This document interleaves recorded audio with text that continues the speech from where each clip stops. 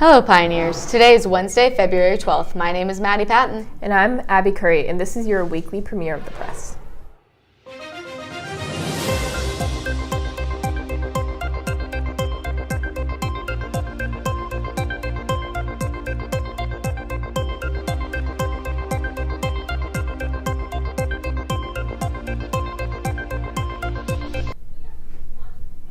During today's show, we will cover the return of American teacher Mark Vogel, the ceasefire troubles between Israel and Hamas, the naming of the Gulf of America, as well as Camden Lee's false accusations of the West Indian American Day Parade shooting. But before we continue, Kylie has a look into Super Bowl 59. Kylie? Thanks, Abby. This past Sunday, Super Bowl 59 was held in New Orleans, Louisiana. This comes just over a month following the Bourbon Street New Year's Day terrorist attack, where 14 people were killed and many others injured. During the Super Bowl, the New Orleans first responders were honored and shown on TV holding framed photos of the victims. During the coin toss, members of the New Orleans Police Department, New Orleans EMS, New Orleans Fire Department, Louisiana Department of Public Safety and Corrections, and Louisiana State Police could be seen on the field. Just last week, players from both the Kansas City Chiefs and Philadelphia Eagles, as well as players from the New Orleans Saints, began surprising survivors of the terrorist attack with tickets to attend the big game. In a heartwarming video shared to social media, Eagles player Brandon Graham gifted Super Bowl tickets to Ryan Quigley. Quigley was a former Princeton football player who, like many, found himself in the midst of the attack on January 1st. Unfortunately, Quigley lost his close friend and former teammate Martin Betch that night. He expressed to Graham how much he and Betch loved the Eagles, saying, quote, "We went to every home game last year," end quote. He even opened up about a promise he had made to Betch, saying, quote, "All year I told him if we make it, I promise I'm going to take you to the Super Bowl. So I'd love nothing more than to still take him," end quote. Some big names in attendance included athletes Lionel Messi and Serena Williams, actors Paul Rudd, Adam Sandler, and Pete Davidson, as well as singer-songwriters Taylor Swift and Ice Spice. President Donald Trump was also in attendance, making history as the first ever U.S. president to attend a Super Bowl. The Eagles took home the win against the Chiefs with a score of 40-22.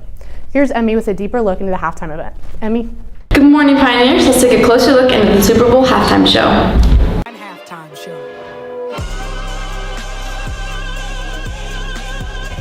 The Super Bowl 59 halftime show was performed by Kendrick Lamar with special appearances from SZA, DJ Mustard, Serena Williams, and Samuel Jackson.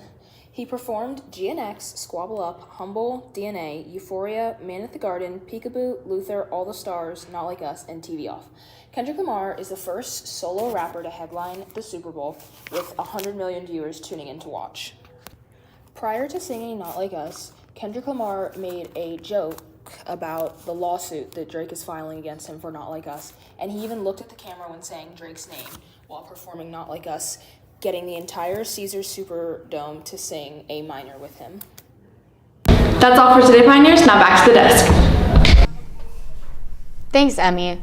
Yesterday, the Trump administration announced that an American teacher by the name of Mark Vogel will begin his return back to the United States. After being detained in Russia for nearly 4 years, Vogel is sent to serve a 14-year prison sentence in Russia after he was arrested at a Russian airport for possession of marijuana, which his family and friends say was medically prescribed. Vogel's relatives have shown an unwavering amount of gratitude towards his return. They told the Associated Press, quote, "This has been the most darkest and most painful period of our lives, but today we begin to heal. For the first time in years, our family can look forward to the future with hope," end quote. Early Monday, Hamas officials threatened the possibility of postponing the hostage release set to take place this Saturday after claiming Israel violated the agreements of the ceasefire deal.